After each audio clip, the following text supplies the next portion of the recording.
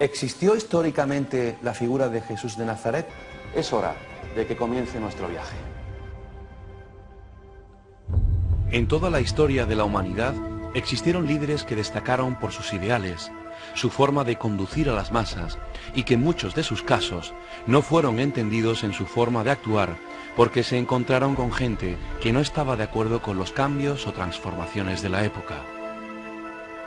En la historia existieron líderes con ideas positivas y negativas, tal es el caso de Atila, Alejandro Magno, Hitler, Napoleón, Gandhi, Juana de Arco y tantos otros, donde esos nombres brillan por siempre en los libros de la historia. Pero no nos olvidemos de otro personaje que por su humildad y sencillez fue el ejemplo de muchos que trataron de seguir sus pasos y terminaron en las mismas condiciones. Sin duda alguna, el hombre más importante de la historia. Su nombre, Jesús de Nazaret, el rabí de Galilea. ¿Quién fue Jesús de Nazaret? Para unos, un personaje histórico fascinante. Para otros es el Cristo, el Hijo de Dios. De la historia de Jesús de Nazaret, de los acontecimientos que vivió y de su legado espiritual, hablaremos esta noche en Paranormales de la Noche.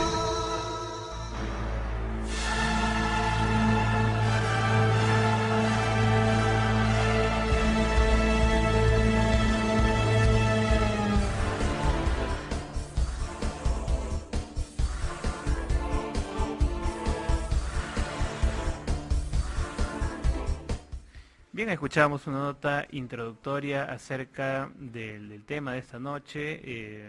Es un tema bastante interesante, ¿no?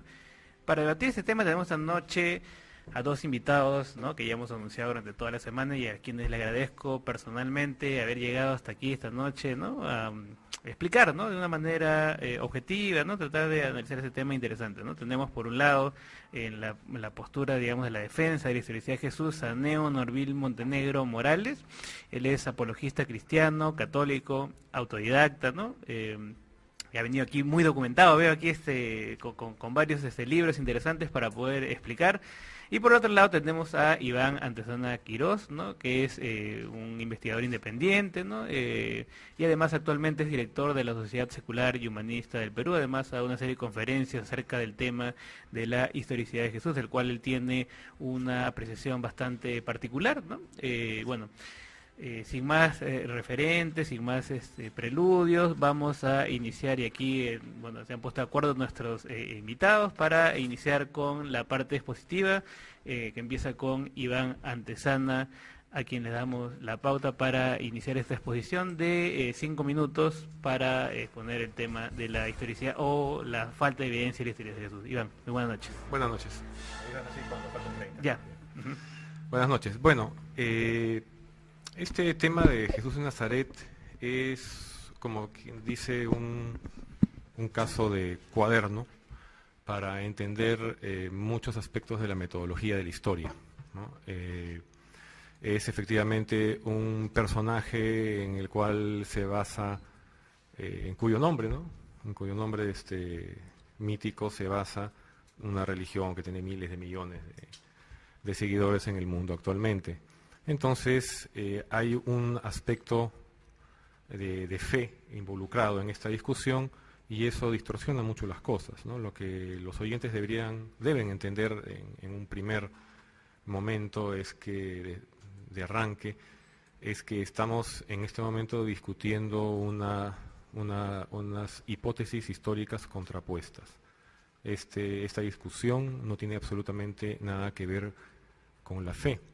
Tomo las palabras del teólogo alemán Hermann Detering, quien manifiesta claramente que todas las reivindicaciones históricas de la Iglesia Católica son fábulas y que el cristianismo debería incluso refundarse en una religión más espiritual, bueno, no sé qué es lo que se entienda por eso, como era en los inicios, ¿no? Entonces, el asunto es que cuando se habla de Jesús de Nazaret, hay que reconocer algo muy, muy importante y que suele pasarse por alto, que toda la fuente del conocimiento sobre este personaje proviene de los evangelios, ¿no?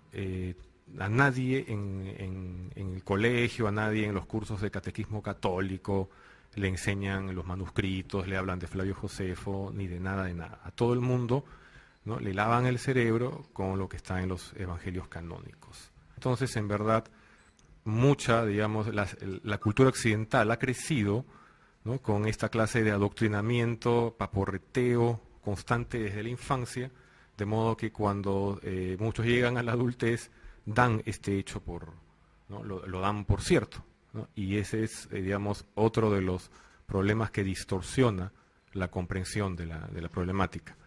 Entonces, el caso de la ahistoricidad de Jesús, básicamente, no se trata de llegar a una conclusión, digamos, categórica al 100%, de una certeza total, porque eso sería prácticamente arribar a un dogma, sino de encontrar una explicación plausible, una explicación válida de los orígenes del cristianismo que se apeguen a las evidencias que tenemos disponibles hoy en día, ¿no?, que pueden ser evidencias, las primeras, las evidencias favoritas de los historiadores, que son las evidencias materiales, de las cuales prácticamente no hay nada, y las evidencias escritas en un segundo término, pero las evidencias escritas tienen un gran problema, que primero deben pasar por pruebas de fiabilidad, ¿no? No es tan fácil como tomar un papel y decir que esa es la prueba, ¿no? Yo puedo caminar por la calle, recojo un papel, escribo algo donde acuso a alguien, lo tiro, me doy la vuelta a la manzana y luego lo encuentro y digo, miren, acá hay un documento escrito que dice que tal, ¿no?, y por lo tanto yo tengo razón. Entonces, eso no se puede hacer histórica en términos de metodología histórica. Se tiene que seguir ciertas pautas, cierto rigor, y como estamos hablando de un periodo de la historia que ya data de hace aproximadamente unos 2000 años, entonces hay una serie de dificultades materiales para encontrar, digamos, restos y evidencias válidas, y eso, digamos, es uno de los principales problemas. Ahora, también decir que refugiarse en esta especie de nuevo dogma de historicidad, que es el que incluso muchos ateos, escépticos o no creyentes mantienen, ¿no? Dicen, no, pero ya está bien, le quitamos a este personaje todas esas cuestiones mágicas, fabulosas, de que caminó sobre el agua, de que convirtió el agua en vino, de que resucitó a los muertos, que él resucitó. Le quitamos todas esas cuestiones que son puramente asuntos de fe, y de todas maneras, como había profetas a docenas, entonces tiene que haber habido alguien. El asunto es que no puede ser cualquiera, porque estamos hablando de uno en particular. De alguien de quien se supone que nació en Belén, se supone que tuvo unos padres llamados María y José, se supone que predicó en Galilea, se supone que vivió en la primera mitad del siglo I, se supone que fue crucificado por Pilato. Entonces, antes de decir cualquiera puede haber sido, tiene que encontrarse evidencia concreta, sonora, fuerte, de vincular a esa supuesta biografía con ese personaje. Eso es lo que no hay hasta ahora. Perfecto. Fue la exposición de Iván Antezana, y ahora vamos a escuchar la contraparte de Neo Norville para responder esta exposición de Iván Antezana. Te damos la posta, Neo. Saludos a todos los radioyentes. Yo voy a empezar mi exposición haciendo unas diferenciaciones. La primera diferenciación que quiero hacer, el primer punto, es diferenciar lo que es realidad, lo que es historicidad e historiografía. Cuando hablamos de la realidad de un personaje, estamos hablando de una categoría que es superior a su historia y es superior, por lo tanto, a su historicidad. Por ejemplo, yo puedo estar aquí, me pueden estar grabando o me pueden estar filmando, o alguien ha escrito sobre mí sobre esto, pero una vez que yo me retiro de aquí, ya no estoy siendo documentado, pero eso no quiere decir que a falta de prueba historiográfica de mi presencia yo deje de existir. O sea, mi realidad como persona o como ser es más allá de la historia. Y en cuanto al otro punto, hay que distinguir entre la historia y la historiografía. La historiografía es el campo de estudio que con ciertos tipos de criterios analiza un personaje. Y una vez que se fundamenta sobre eso, a eso se llama historia. Ahora, en el sentido general de la palabra podemos hablar de histórico, ¿no? Pero en sí es historiográfico. La historiografía tiene básicamente 6 principios que se aplican a personajes históricos y se aplica también a Jesús de Nazaret. El primero es el principio de discontinuidad, también conocido como de semejanza o disimilitud.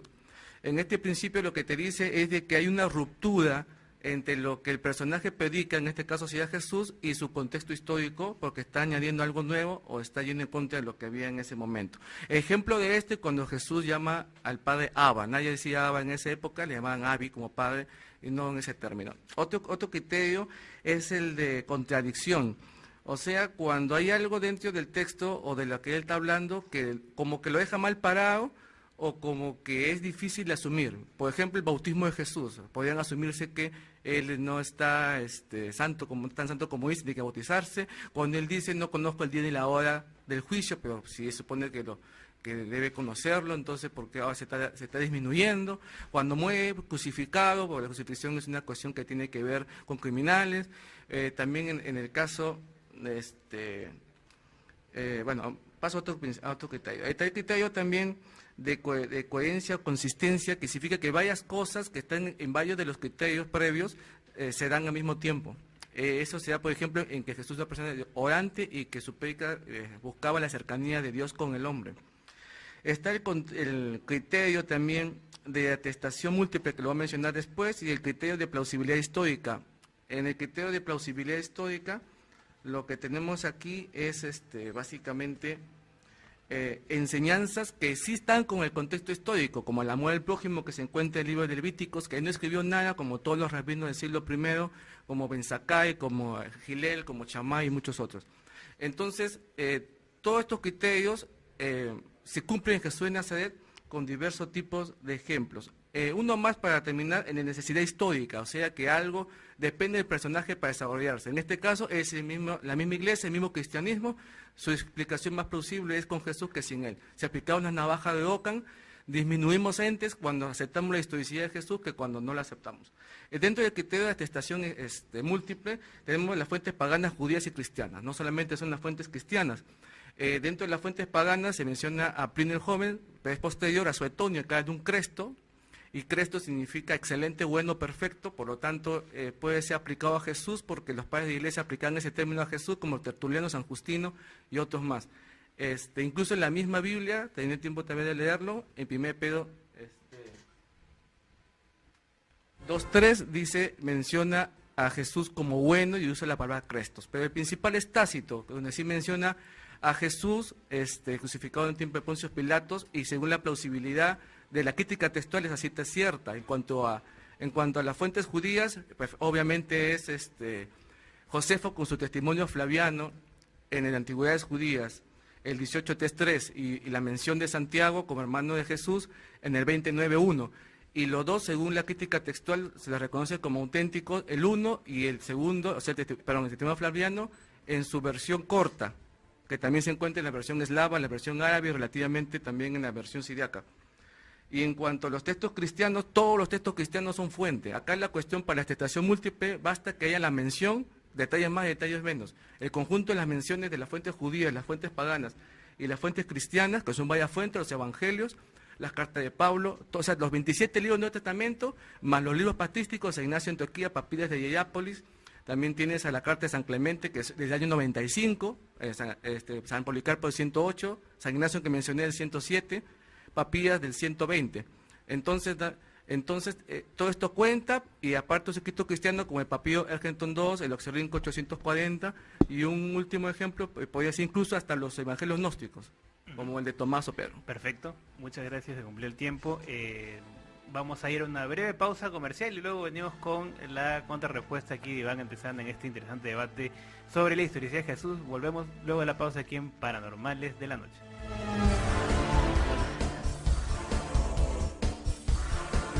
Hemos establecido contacto con el profesor Antonio Piñero. Él es de la Universidad Complutense, pero recibe esta llamada desde Pontevedra, en Galicia, España. Y lo llamamos para conversar sobre la existencia o no de Jesús de Nazaret. Saludos, Antonio, bienvenido. ¿Qué hay? Buenas noches. Me alegro también de contactar desde aquí. Saludos a todos. ¿Existió Jesús de Nazaret? ¿Fue un personaje histórico que caminó la tierra o es más bien un personaje del calibre de Robin Hood o Superman, una invención literaria por completo? Bueno, me río porque me han hecho esta pregunta muchas veces, no es la primera vez a lo largo de mi vida. Y siempre la he respondido con una rotundidad absolutamente tajante. Ese personaje es absolutamente histórico, pero otra cosa es la interpretación como luego el personaje haya sido transmitido, lo cual es bastante distinto. Así que lo que deberíamos hacer al principio es aclarar los conceptos. Así que si me pregunta, ¿existió o es un mito literario? Rotundamente y sin ninguna duda, creo que Jesús de Nazaret, estimo, probado, en tanto en cuanto la historia antigua puede probar, que es más bien mostrar que ese Jesús de Nazaret existió realmente. ¿En qué se basa para afirmar la existencia y negar que sea del mismo calibre que Robin Hood o Superman? Bueno, en el estudio científico, histórico-crítico, literario, de las fuentes externas, aunque sean tardías, sobre el personaje, y segundo, en el estudio de las mismas fuentes cristianas y en el desarrollo del cristianismo. La mayoría de los investigadores independientes, no confesionales, escépticos y racionalistas entre los que me cuento, aceptamos radicalmente la existencia del personaje porque aplicamos a todos los testimonios que tenemos sobre Jesús el mismo criterio que a los testimonios y textos que tenemos sobre Julio César o sobre Augusto. Y una vez aplicados los métodos literarios, filológicos e histórico-críticos, nos resulta un personaje que no hay por qué negar y que es aceptable dentro del marco de Israel o Palestina del siglo I. Bien, ese fue Antonio Piñero, que ha estudiado bastante el tema del Jesús histórico y los referentes bíblicos de la documentación. Bueno, aquí llegó nuestro amigo Víctor García de la Hunde, quien va a hacerse cargo de la moderación de aquí en adelante. Víctor.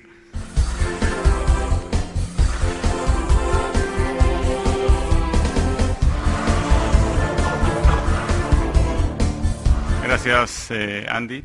Bueno, estamos acá para mostrar la evidencia de este personaje extraordinario, ¿no? que fue Jesús, ¿no? No sé, ¿quién continúa después de la... Iván? ¿Sí? ¿Son 5 minutos cada uno? A ver, ¿de réplica?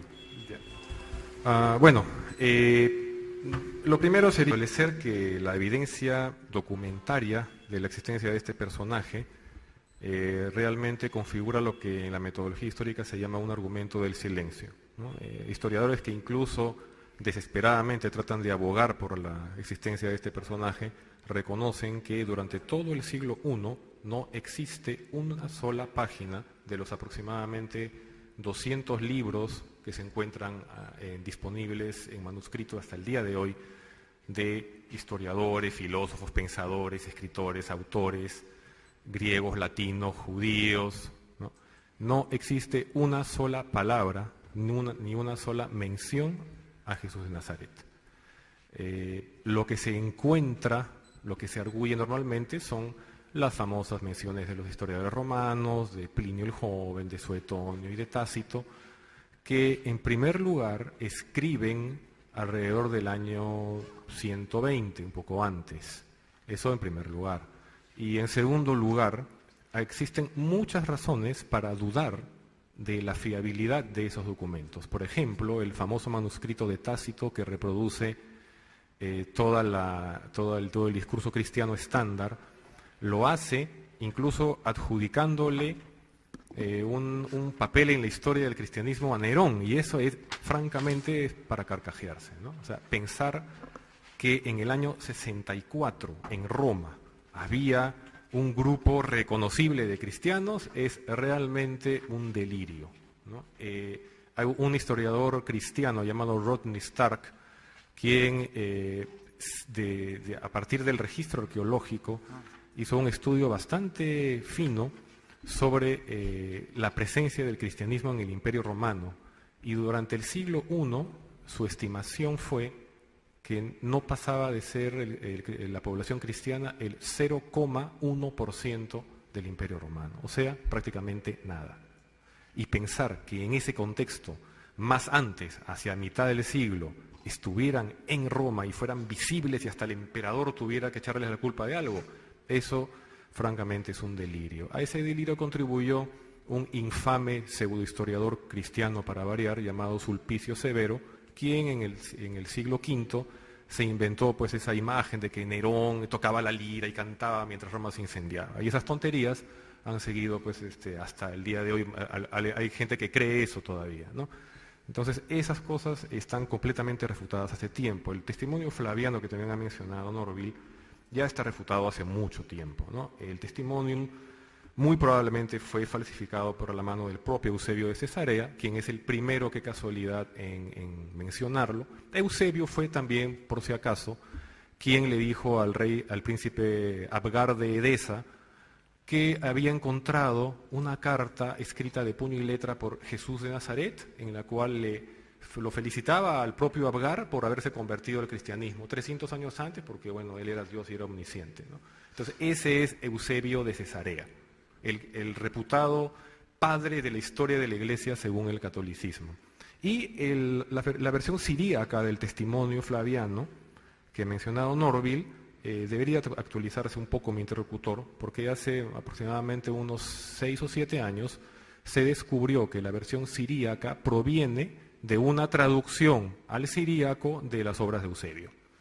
Entonces, el asunto es que los evangelios, como yo decía, son la principal fuente de este conocimiento, y los evangelios no tienen un gramo de historia. Los evangelios son básicamente una obra literaria, una obra teológica, una obra querigmática, o sea, de proclamación de fe.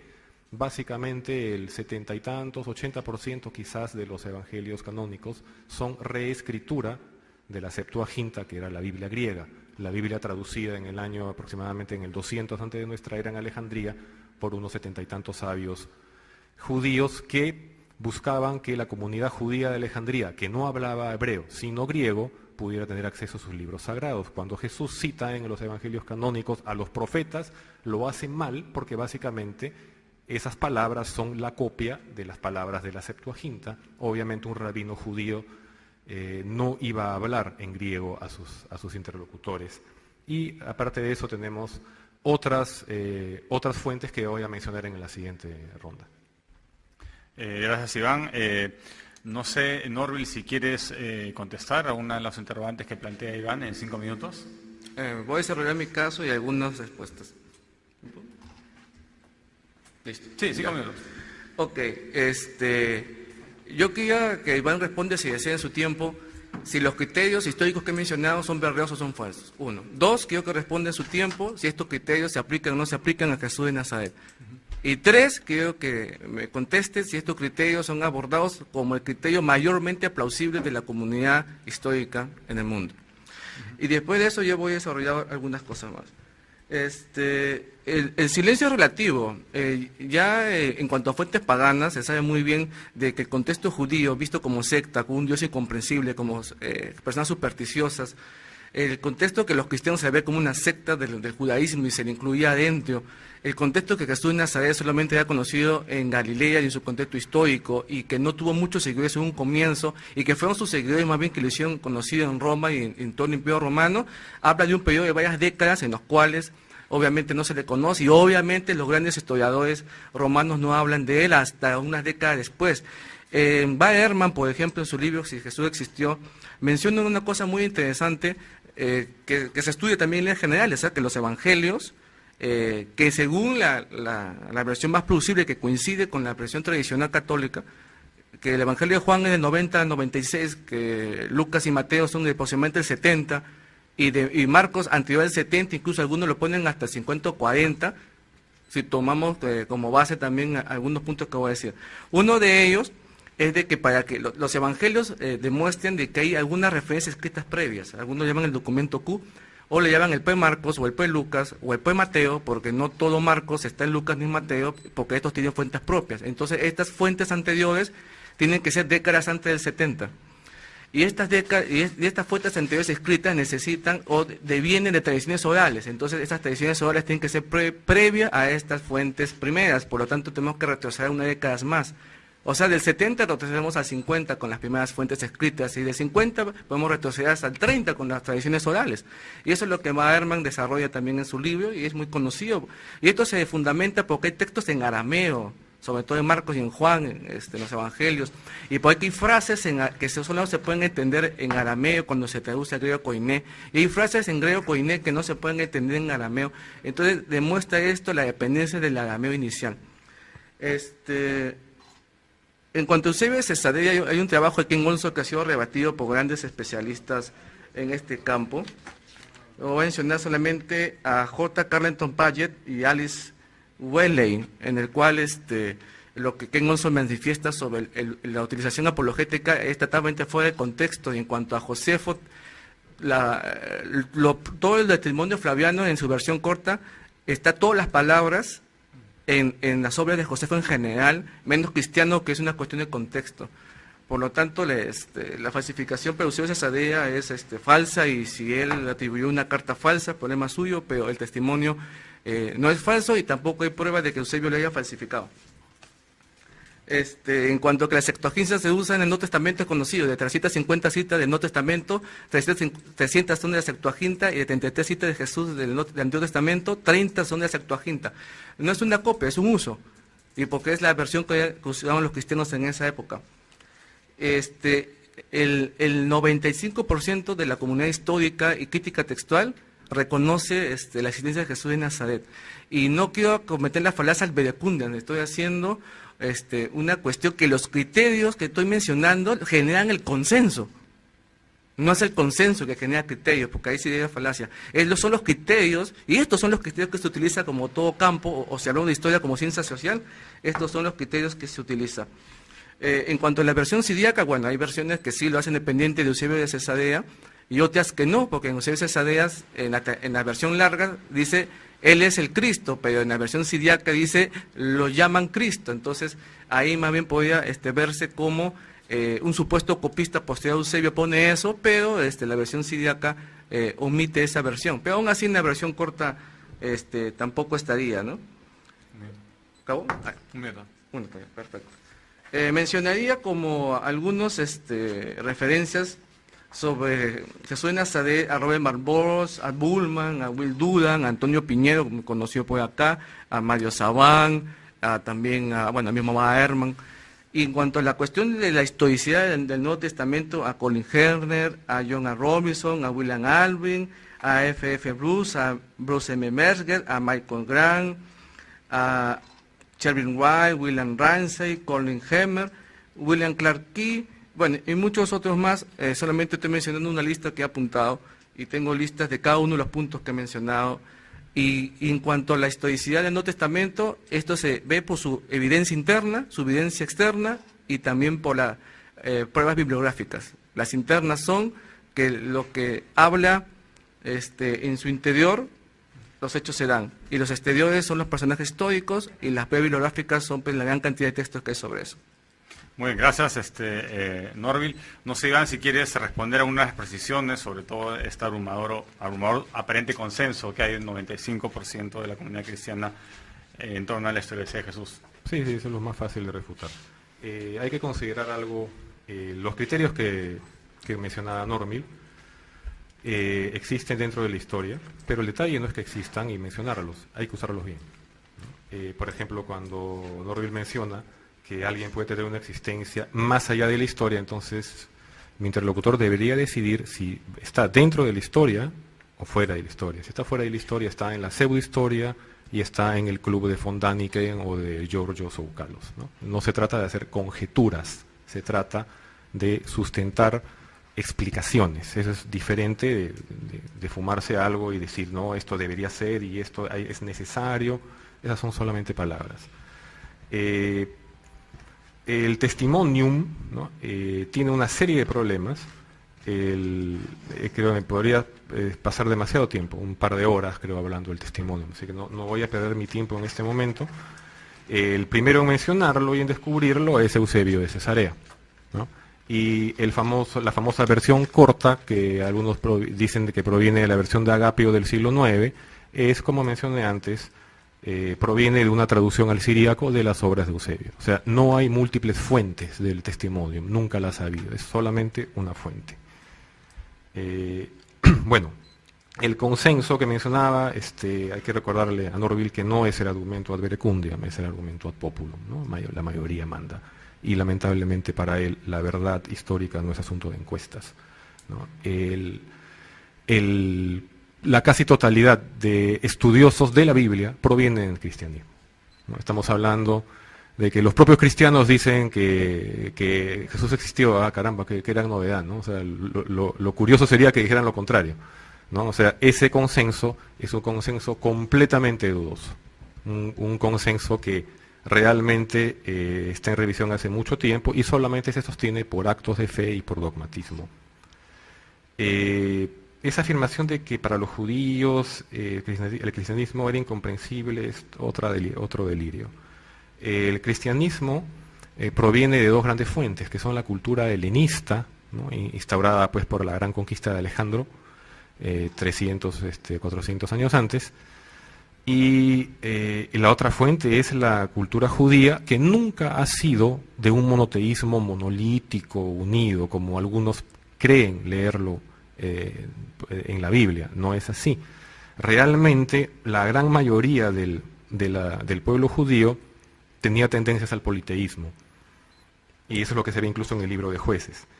El judaísmo tiene una seria fractura, ya digamos llegando al inicio de nuestra era, de la era común, y tiene muchos cuestionamientos internos. Y entonces tan golpeado estaba el pueblo judío por la historia de los conquistaban, se los llevaban, derruían su templo. Entonces la figura del Mesías empieza a crecer en importancia y algunos empiezan a elaborar listas de comprobación de las citas de la Torá, de la Tanaj, de los libros judíos, donde se podía pensar que el Mesías iba a llegar, ¿no? El cristianismo es una evolución de ese tipo de lectura, ¿no? Es una lectura midrashica, como le llaman, una adaptación de los textos antiguos en contexto moderno de la época.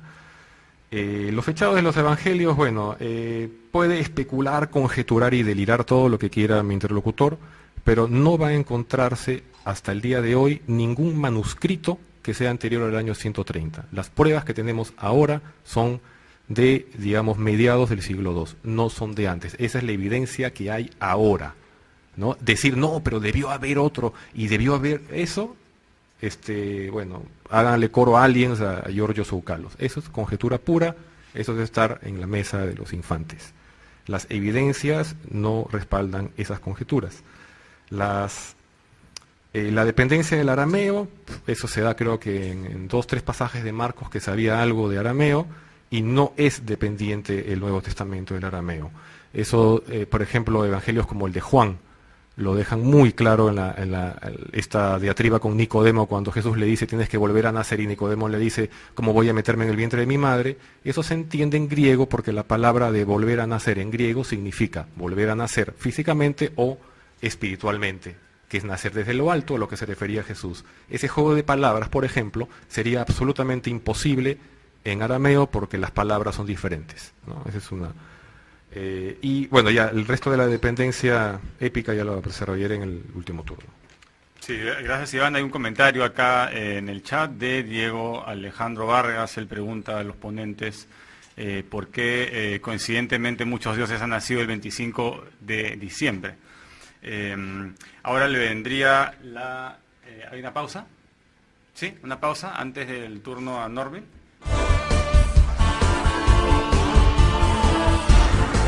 Estamos acá de vuelta en el debate entre Iván y Norville sobre la historicidad de Jesús, y le tocaba a Norville 5 minutos de cierre para refutar los argumentos de Iván. Ok, gracias. Quiero empezar aclarando un poquito más lo último que dije para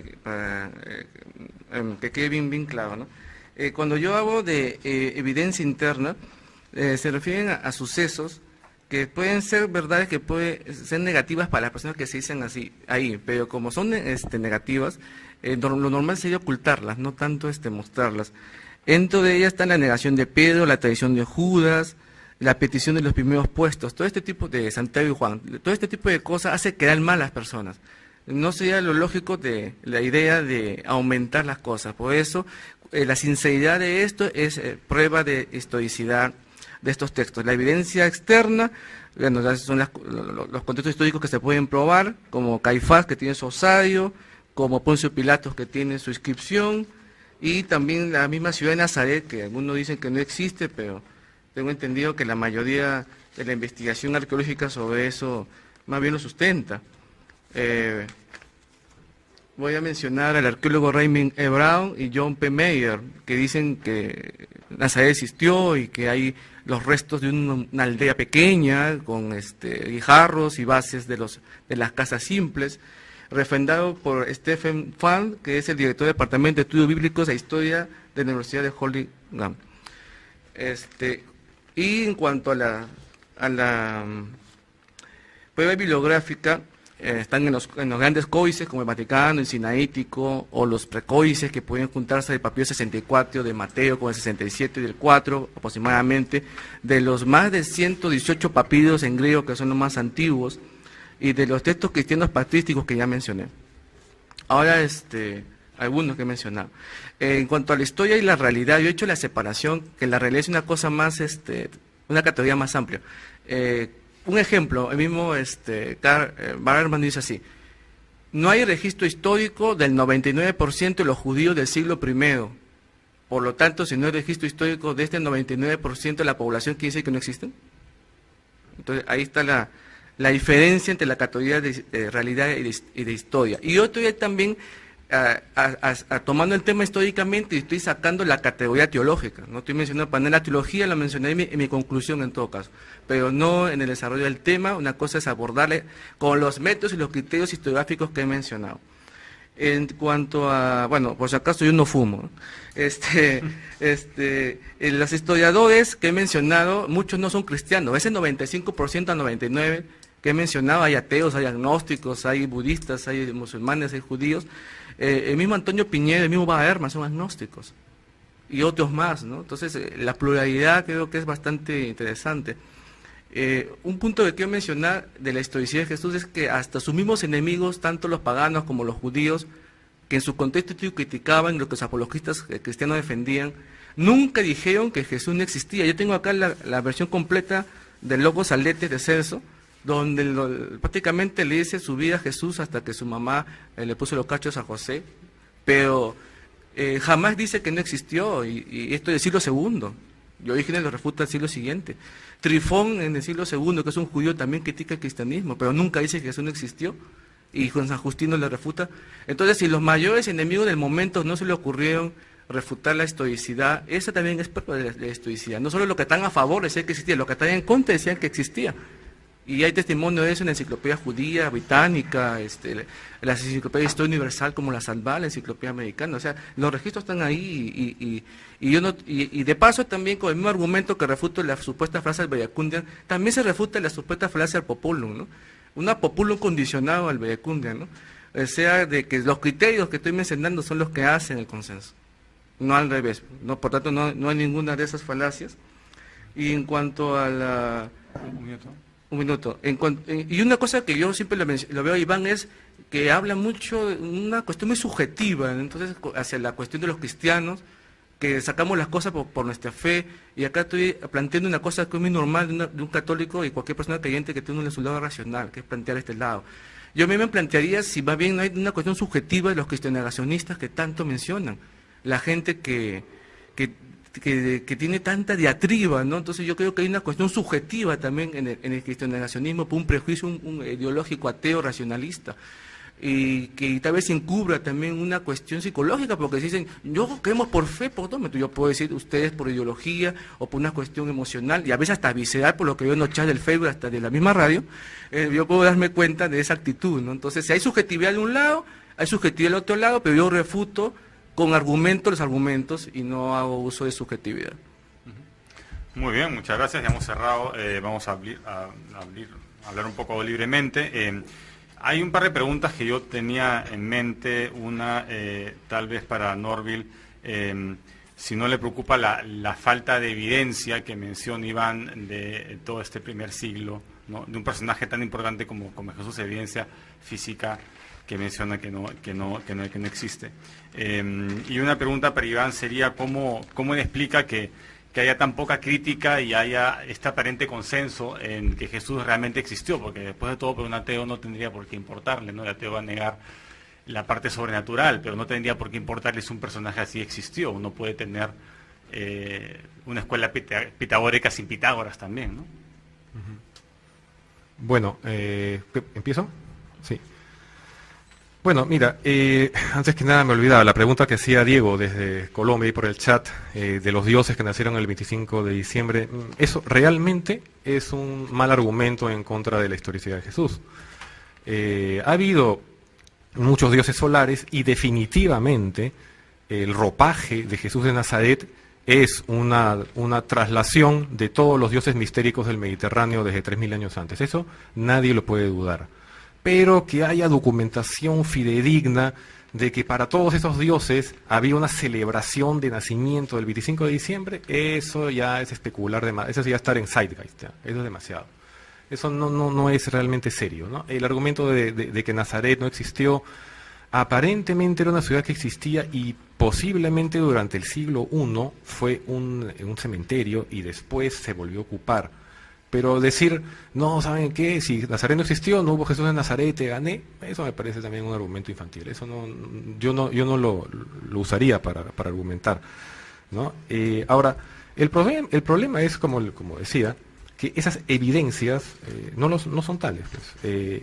Cuando el cristianismo empezó a gozar del favor oficial en el Imperio Romano, se inició toda una fábrica de evidencias, falsificaciones por doquier, las cartas de Séneca a Pablo, todas las cartas paulinas además ya se han demostrado que son falsificaciones del siglo II, o sea, todo el corpus documentario es una vulgar falsificación cristiana en general, ¿no? Entonces lo que hay es demasiado accesorio y no se puede considerar. Son, por ejemplo, el que haya las inscripciones de Anás, Caifás, de Pilato. Esas son pruebas de que existieron Anás, Caifás y Pilato.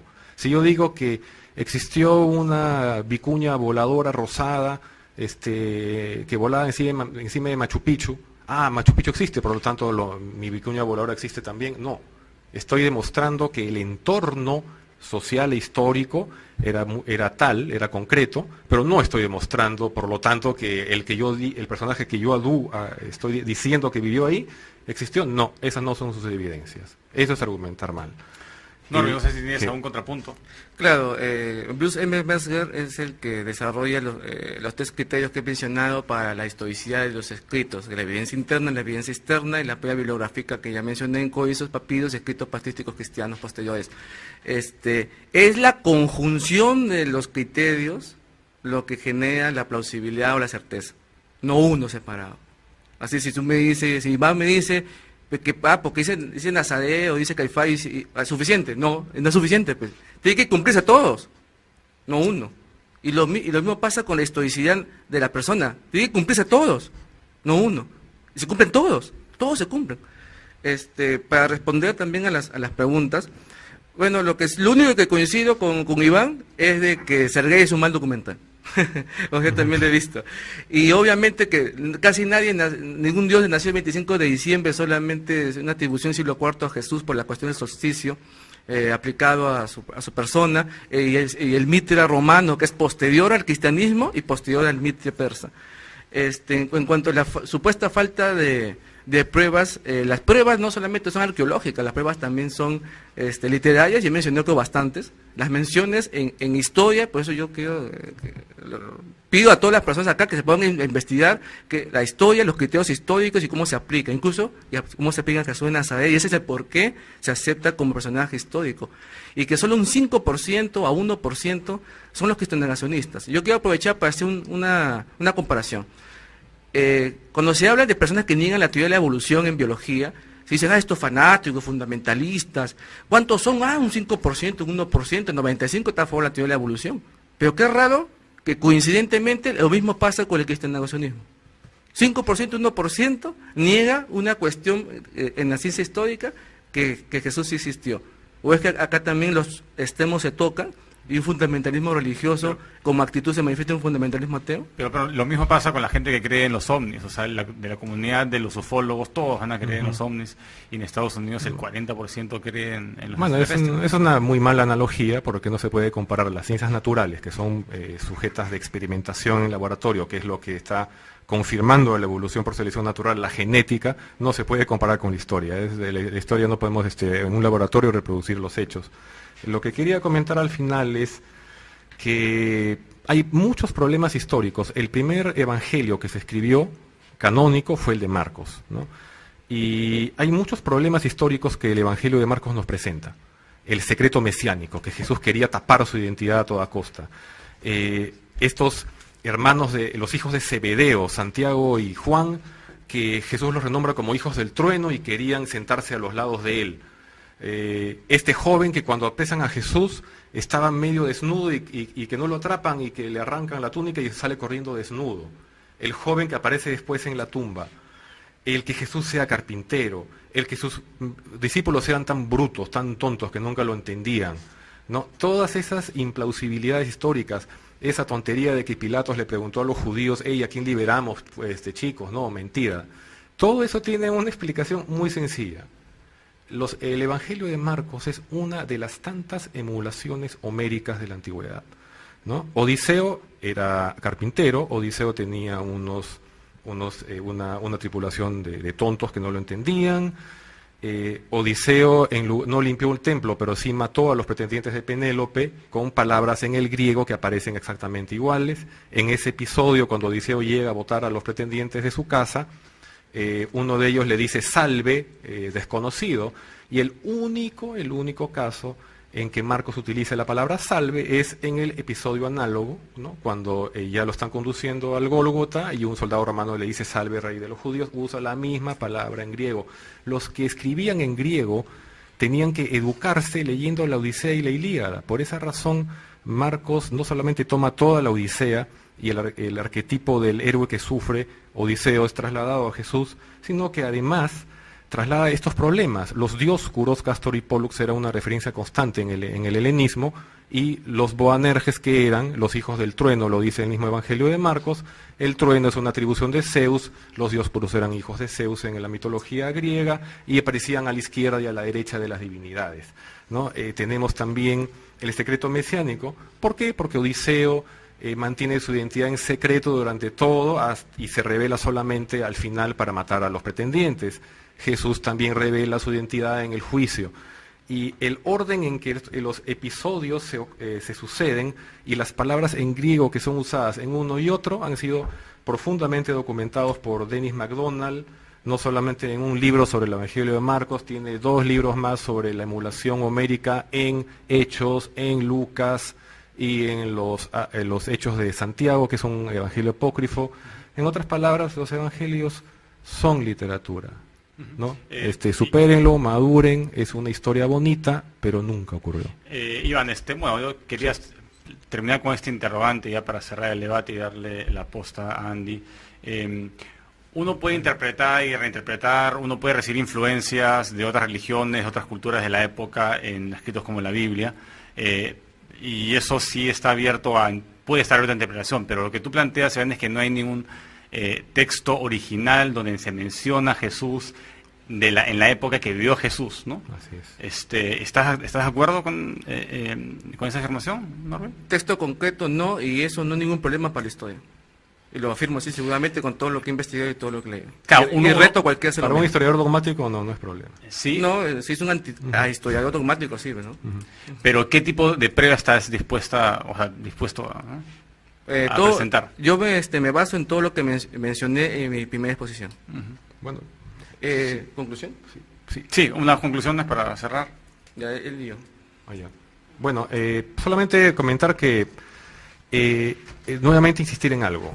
La conclusión, Jesús existió, Jesús no existió, es probablemente secundaria a todas estas discusiones, ¿no? Yo he llegado a la conclusión de que no existió, pero para mí lo más importante es el conocimiento, venga de donde venga. Bart Ehrman es un gran historiador, él tiene, y debería revisarlo, Norville, él tiene un libro muy bueno del año 93 que se llama La corrupción ortodoxa de las Escrituras, donde nos demuestra cómo la Iglesia Católica fue alterando los manuscritos de los evangelios para acomodarlos a su propia agenda política a lo largo de los años. La Biblia, el evangelio que leemos hoy día, no es el que se escribió originalmente, fue alterado, manipulado para quitarle cristologías rivales. ¿Por qué? Porque los 4 evangelios canónicos son totalmente contradictorios entre sí, ¿no? Son de distintas escuelas, entonces en verdad no son 4 piezas, un rompecabezas, son cuadros completamente distintos que han tenido que ser tijereteados para poderlos acomodar. Y Ehrman sacó un libro, efectivamente, Existió Jesús, y ese libro está lleno de ad hominems, de prejuicios, de abandono. Es un libro que realmente causa vergüenza ajena. Richard Carey lo destruyó inapelablemente, o sea que es una lástima. Cada vez los libros que aparecen de los partidarios de la historicidad son cada vez peores. Eso es lo que está ocurriendo hoy en día. Gracias, Iván. Norville, no sé, unas últimas palabras de cierre para defender, un minuto para cerrar y defender la postura de la historicidad de Jesús. No tanto, yo creo que hay una frase de falso ejemplo y abuso de mitología con relación a los textos e incluso con relación a San Pablo. Pero yo quiero terminar más bien haciendo mi propia conclusión. Yo quiero concluir diciendo con sinceridad que creo que lo que he expuesto en la primera exposición que tuve es evidencia suficiente, la certeza de la historia de Jesús, y solamente es un grupo de personas que están durando, que entre ellas mismas se citan inclusive, como pasa en Sergeis. Y en segundo lugar, que creo que he refutado más bien los argumentos con todo lo que he presentado. Por lo tanto, yo quiero más bien reflexionar al público que el tema de Jesús de Nazaret no solamente es un tema de historia, y ahora sí quiero yo en mi conclusión decir que invito a la gente a conocer a Jesús de Nazaret desde todas las perspectivas, y una de las perspectivas que hay es la perspectiva de que las personas se relacionan con Él. Yo quiero leer una cita bíblica sobre eso. En Mateo 16:13 dice: Jesús se fue a la región de Cesarea de Filipo. Estando allí preguntó a sus discípulos, según el parecer de la gente, ¿quién soy yo? ¿Quién es el Hijo del Hombre? Respondieron, unos dicen que es Juan el Bautista, otro que es Elías o Jeremías o alguno de los profetas. Jesús les preguntó, ¿y ustedes quién dice que soy yo? Pedro contestó, tú eres el Mesías, el Hijo de Dios vivo. Y es lo mismo que yo creo y creemos muchas personas, con nuestros argumentos, pero también con nuestras experiencias. Yo también puedo dar testimonio de una experiencia de un Jesús vivo, espiritual, Dios hombre, Jesús y Salvador, que me ayuda a mi persona a superar mis problemas, mis tentaciones, mis pecados, y a convertir mi vida a una vida plena y mejor. E invito a todas las personas a conocer a Jesús de Nazaret, tanto por la historia como por la vida, la experiencia personal, y podrán encontrar un buen sentido a la vida. Les deseo a todos feliz Navidad, y recuerden que Navidad es Jesús, y oren en su casa y vayan a celebrar en familia con amor y con buena amistad. Ok, muchísimas gracias a ambos invitados, a Iván Antesana y a Norville. No ha sido tan dramático estar acá, hemos tratado de hacer lo más objetivo posible en la aparición de cada uno de los ponentes. Bueno, es un tema que da para varios programas más de debate. La gente en el chat sigue debatiendo como siempre, está bastante candente aquí en el chat, ¿no? Bueno, agradecemos a todos los que se han conectado esta noche. Y bueno, esto ha sido todo por hoy. Estamos en nuestro penúltimo programa del año.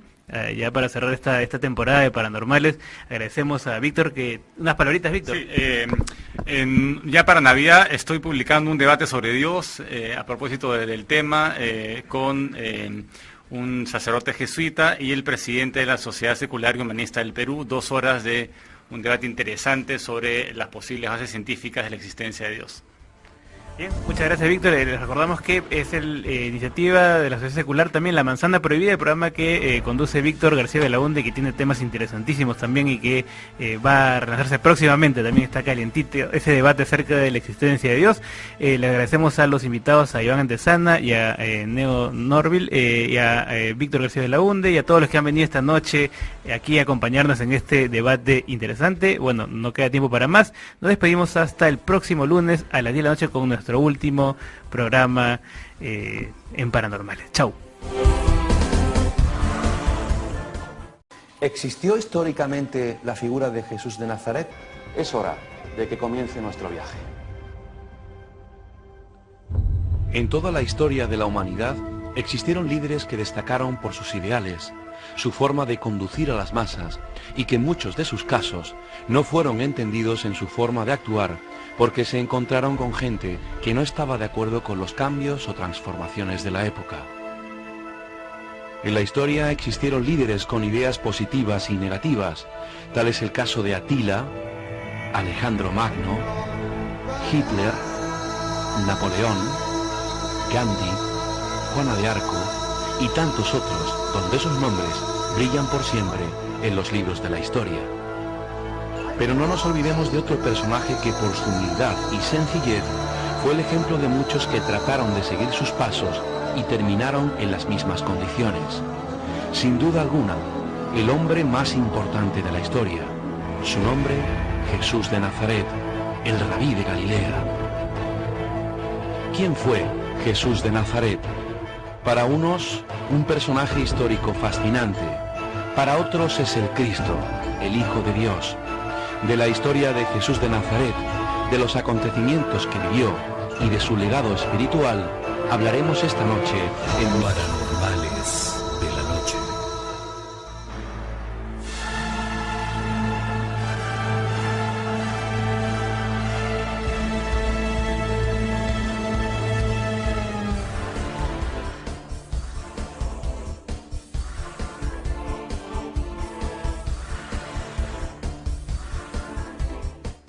Bien, escuchamos una nota introductoria acerca del tema de esta noche. Es un tema bastante interesante, ¿no?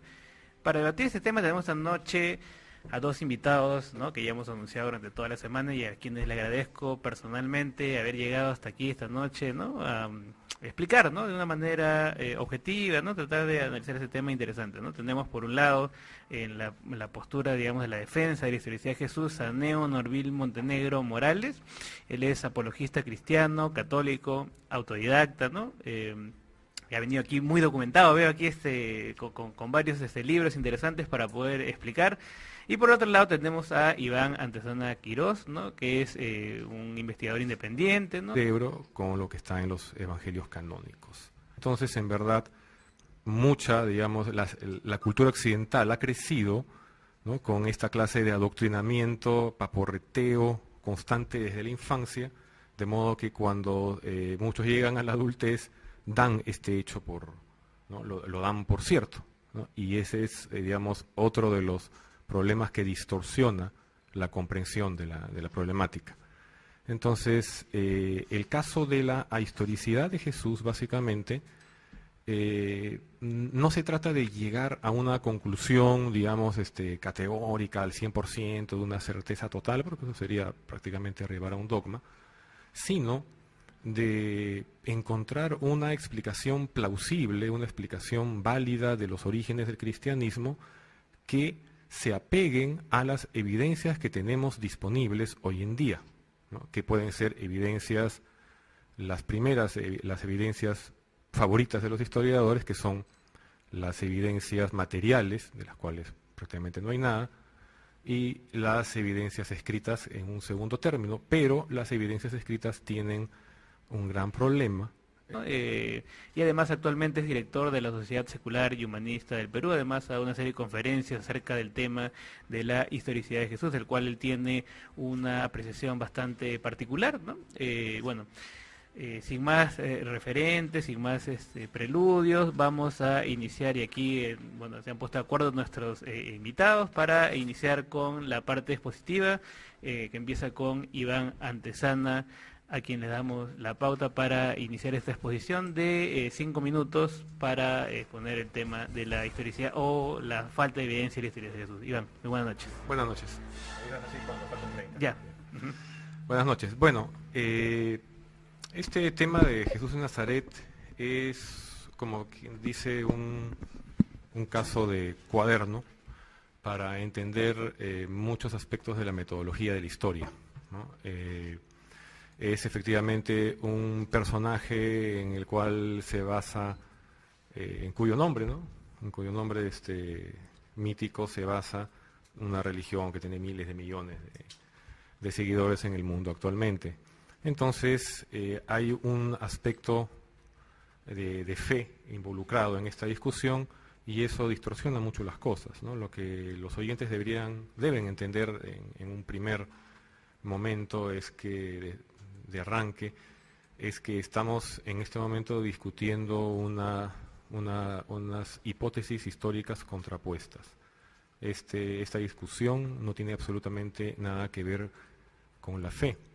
Tomo las palabras del teólogo alemán Hermann Detering, quien manifiesta claramente que todas las reivindicaciones históricas de la Iglesia Católica son fábulas y que el cristianismo debería incluso refundarse en una religión más espiritual, bueno, no sé qué es lo que se entienda por eso, como era en los inicios, ¿no? Entonces, el asunto es que cuando se habla de Jesús de Nazaret hay que reconocer algo muy, muy importante y que suele pasarse por alto, que toda la fuente del conocimiento sobre este personaje proviene de los evangelios, ¿no?